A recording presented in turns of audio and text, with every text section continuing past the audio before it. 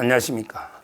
지금 이제 그 문재인의 제3자 뇌물죄, 제3자 뇌물죄입니다. 문재인의 뇌물죄예요. 거기에 서창호나 문다혜는 이제 그 조연이고요. 주연은 이제 그 문재인이가요. 뇌물을 받은 거예요. 가족들. 대가는 이제 그 중소기업벤처진흥공단 이사장 이상직이 이게 단독 보도가 지금 이제 그 계속 쏟아지고 있어요. 제가 방송에서 아주 상세하게 매일 거의 다루고 있는데 어제 방송 후에 또 두 가지 엄청난 게 그 새로운 뉴스가 나왔고 더 황당한 거는 이제 그 대검의 고위 관계자 이원석으로 봅니다. 총장. 그런데 이송을 막고 있다. 이런 데 보도가 나오는 거예요. 이거 심각한 문제입니다. 심각한 문제. 먼저 이제 그 문제를 보기 전에 어제 그 단독으로 두 개가 나온 거는 뭐냐? 아주 이제 결정적인 게 하나 나왔죠. 주영훈 경호처장으로부터 검찰이 문다혜 씨 태국의 이주 과정을 위선에 보고했다. 이런 데 진술을 확보했다. 야, 주영훈 경호처장. 그런데 불러서 검찰이 전주지검에 조사했죠. 제가 경호처장 조사했다 했잖아요. 왜? 경호원이 이제 그 6,600만 원 또 밝혀졌는데 금액도 6,600만 원입니다. 그때 이 보도에서 문다혜가 태국에서 경호원 계좌로 이제 수천만 원이라고 돼 있었잖아요. 원래는 이게 6,600만 원을 밝혀집니다. 야, 말이 됩니까?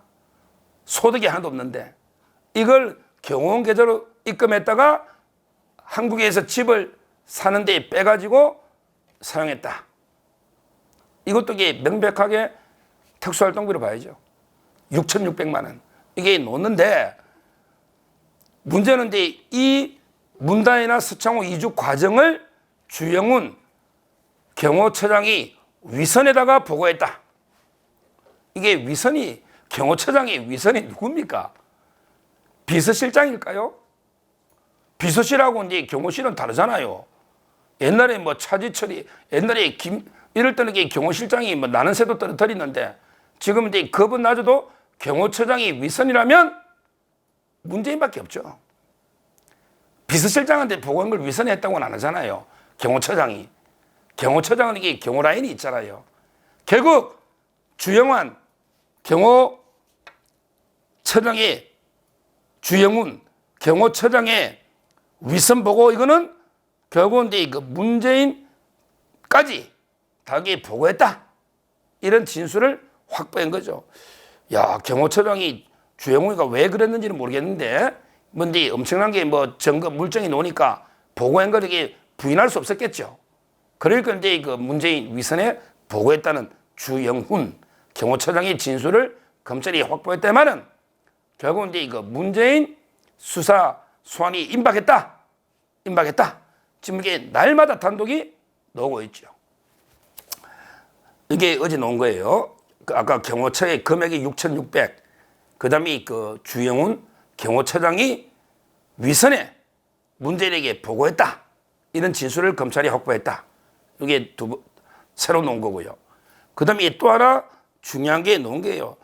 야, 수사는 이렇게 이창수 그때 전주지검장요. 이렇게 그 수사해야 됩니다. 뭐냐면 태국에 있는 그 문다혜 집이 350만 원짜리 집이잖아요. 이걸 구해주고 중개한 우리 교민 중개인까지 강제로 우리나라 소환해가지고 그 경위를 다 조사해서 자백을 받은 거예요. 결국 중소기업벤처진흥공단이 거기에 보면 이제 그 센터가 있는가 봐요. 중소벤처기업진흥공단이 있잖아요. 거기에 보면 이제 동남아 센터 직원이 있는가 봐. 중소기업벤처진흥공단이 동남아 센터가 있을 거 아니에요. 그 직원이 태국에 있는 공인중개사, 태국에 있는 부동산 중개사하고 이제 서로 협의해서 다 집을 구해주고 이주한 거 아닙니까? 그러니까 이 태국에 있는 공인중개사 이놈이 자진 출석을 안 하니까 검찰에서 압박을 해가지고 막 어차피 나중에 강제 출금 입국도 못하게 막고 엄청나게 압박해서 겨우 들어와가지고 이제 그 진술을 받아냈다는 겁니다. 수사는 이렇게 하는 거예요. 이게요. 이게 재밌는 게 문재인 정권 때 계속 수사를 맡고 있었어요. 원래 2020년에 우리 그 한국당, 우리 지금은 이제 국민의힘이잖아요. 거기서 이제 그 원래 고발한 거거든요.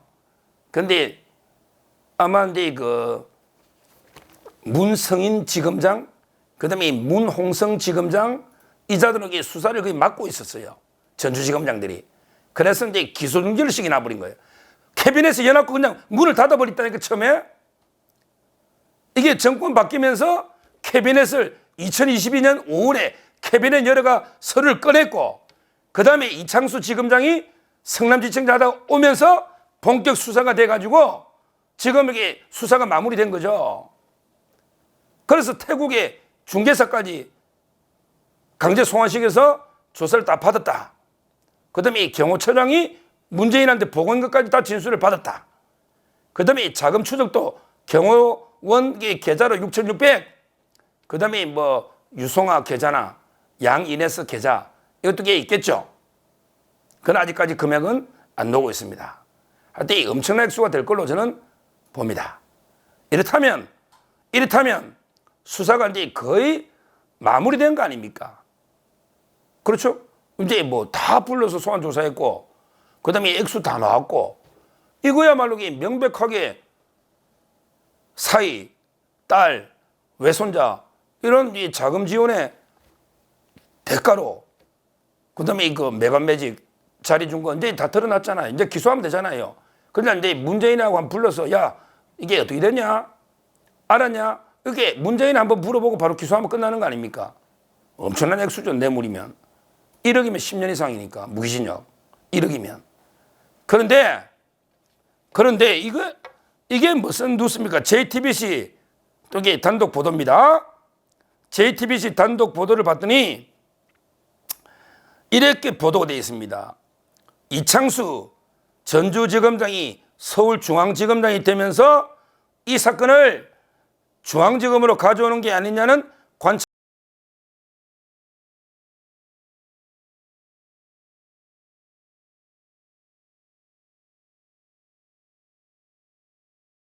검찰청이 됐잖아요. 공판 유지하려면. 그 다음에 전직 대통령 정도 구속하거나 소환하면 중앙지검 해야 된다 했잖아요. 그런데 이창수 지검장이 인터뷰할 때 이 문제는요, 제가 혼자 결정할 수 있는 문제가 아니고 이랬거든요. 이 말은 이 대검에 이원석 총장의 지시, 결재가 있어야 이게 가능하다 이 말이거든요. 검찰의 넘버 2가 서울중앙지검장이 혼자 결정할 수 있는 문제가 아니고요. 이래 인터뷰를 했단 말이야.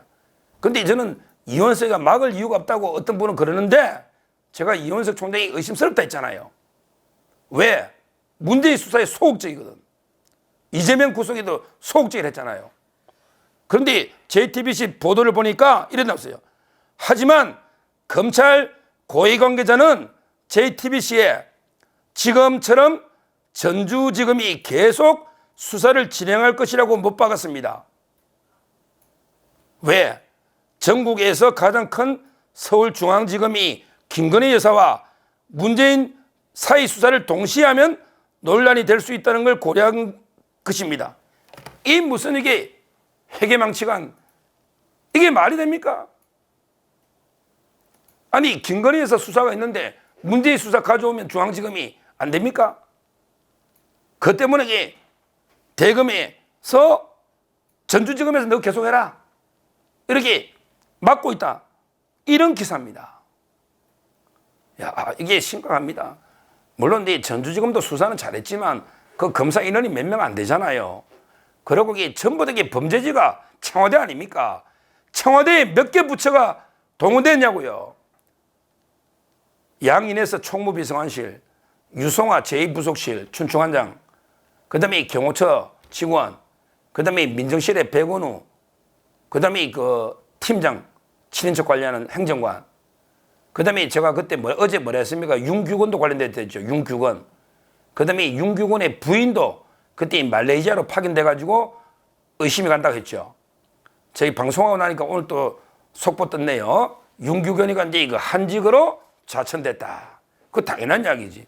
윤규건이가 이제 이거 서울경찰청 치안지도관 한직으로 좌천됐다. 원래는 이제 이거 송파경찰서에 범죄 예방 담당 송파경에 있었잖아요. 한직으로 자천됐다. 이런 이제 보도가 있습니다. 그거 당연한 거죠. 부인은 제가 대구지방청의 그 112 상황팀장이다. 제가 부인 이야기까지 했죠. 김모 총경. 제가 취재해가지고 이야기했지 않습니까? 이런 식으로 모든 범죄지가 청와대다. 그러면 이게 당연히 주소도 피고인이 한두 명이냐고. 이상적이기 때문에 전주지검 했던 거잖아.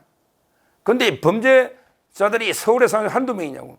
그러면 이제 그 서울중앙지검에 가져와서 빨리 문재인 소환해서 영장 치든지 기소하든지 빨리 해야지. 이걸 막고 있다? 전주지검에서 계속해라? 이게 말이 됩니까? 제가 요즘 여기 계속 이원석 총장이 비판하게 되는데 이거야말로 이게 빨리 중앙지검에 가져가 문재인 소환해라 이렇게 지시를 내려야 되는 거 아닙니까? 그래야 되는 거 아닙니까? 이게 보통 일이냐고요. 아니 왜 김건희에서 파우치 때문에 전주지검에서 해라 중앙 가져오지 마라 이게 말이 됩니까? 파우치 선물 300만 원 하고 이게 지금 혐의가 경호 원한자에게 6,600이나 하잖아요. 그 다음에 서창호가 받은 월급이 1억이 훨씬 넘는 뇌물이잖아요. 그 다음에 김정숙이 통해서의 특활비가 얼마나 건너갔냐고요. 그 문다희가 집 사가지고 이게 어떻게 했냐고요. 이게 엄청난 뇌물이나 횡령 국고 손실 이런 게 범죄고 청와대 최하 5개 이상 부처가 다 문다희 먹여 살리려고 동원된 이런 송채노권을 능가하는 엄청난 건데 왜 이걸 이렇게 소극적으로 다룹니까? 이 JTBC 보도가 맞다면 이러면 이게 대금 안 되는 겁니다, 총장님. 국민이 다 보고 있어요. 빨리 중앙지검으로 이송해서 이창수 검사장이 해온 거 아닙니까? 거기에 이성학 부장까지 중앙지검 보내면 되는 거예요. 제가 했잖아. 이성학 부장까지. 그래서 중앙지검에서 이제 그 수사는 거의 끝났으니 전주지검에 그러면 이게 바로 한 번 남았죠. 문재인 소환하면 딱 하고 그리고 이제 그 영장으로 들어가는 이런 절차를 밟는 게 통상적이고 상식적인 이게 법에 맞는 절차 아닙니까? 왜 문재인을 자꾸 보호하려는 겁니까? 뭐 총장이 이 자리에 오니까 뭐 높은 자리에 있으면 시야가 달라진다고 또 높은 데서 뭐 있다 이런 인터뷰를 하셨던데 아니 검찰총장이 높은 자리에 있으면 오로지 정권 여의도 눈치만 보는 게 그게 높은 시야입니까? 검찰총장이라는 최고 수장 스스로에게 오로지 국민만 바라보고 오로지 법과 원칙 정부와 팩트에 따라 하면 되지 왜 여의도 쪽으로 바라봅니까? 왜 민주당 그걸 바라봅니까? 그게 검찰총장의 높은 시야입니까? 그게 시야냐고요. 지금이라도 빨리 이제 증거가 뭐 나올 대로 넣어버린 엄청난 게 사건이기 때문에 빨리 신속하게 중앙지검 이송해서 빨리 처리해라. 이렇게 다시 한번 강력하게 촉구합니다. 감사합니다.